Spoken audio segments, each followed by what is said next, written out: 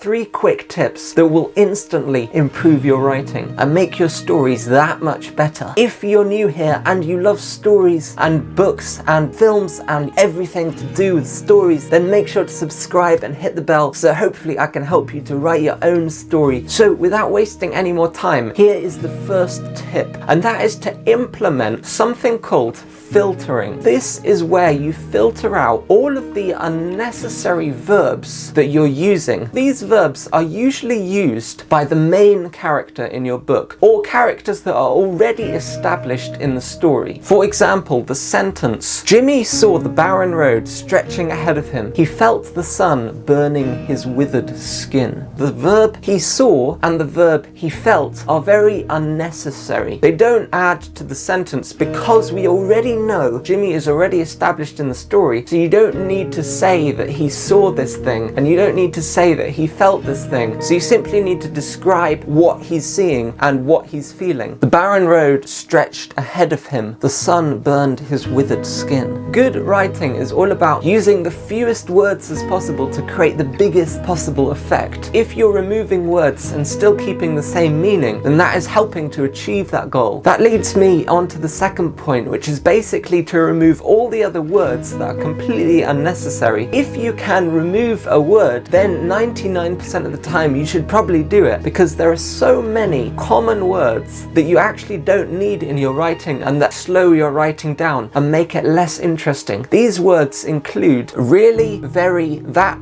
just, then, only, and all of these words. Pause it if you want to read all of them. I'll give you an example of a sentence where taking out the word would make it much better. Donald Trump didn't realize that his hair fell off. Instead, you should say Donald Trump didn't realize his hair fell off, and take out the word that, because the word that is unnecessary. Or another sentence, the building was very big. Instead of using the word very, which is very, very, very overused, you could say the building loomed over them, which is just a different way of saying the same thing, and it doesn't use words that are so commonly used. It basically just makes the writing more unique. Of course, there are some situations where you have to use some of these words, otherwise the sentence won't make any sense. But as much as you can, try to take them out and replace them with more interesting, more abstract sentences, including similes and metaphors or personification, in order to create more engaging sentences and to keep the reader not wanting to turn off and get bored because you're just using the same old words that everybody else is using. I use the find tool in Word in order to quickly locate all of these words, and as many as I can I replace with more interesting alternatives. So here's the third tip, and I've saved the best till last. Here is the most important tip, and it comes from a quote from Stephen King, who said, if you want to be a writer, you must do 2 things above all others: read a lot and write a lot. So the third tip is to read. But first, here is a quick story. Imagine a business student who has just arrived at his first year at university, and he spends 4 years learning business, going to lectures, studying hard, getting a business degree. But then imagine another person who spends the 4 years working and actually creating a business and learning through experience, through failure. Which of the 2 people do you think will have learnt the most? In my opinion, it would be the second person, the person who actually created the business. Even though they both worked hard, the second person was learning through experience.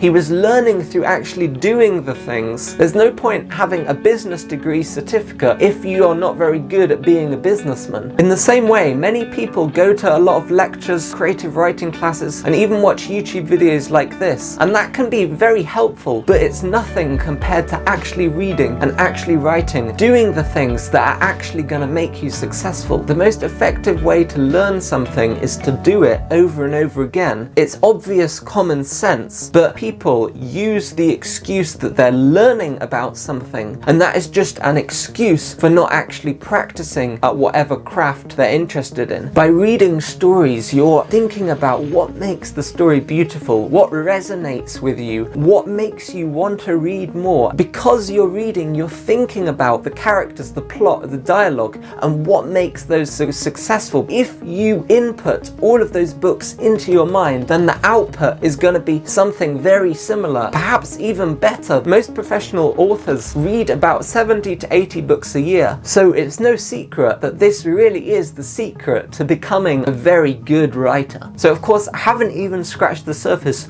of what it means to be a good writer. I want the comment section of this video to be a place where people can share their tips and their lessons that they've learned to become better at the craft of writing. And so if you enjoyed this video, give it a like, and I'll see you in the next video. Goodbye.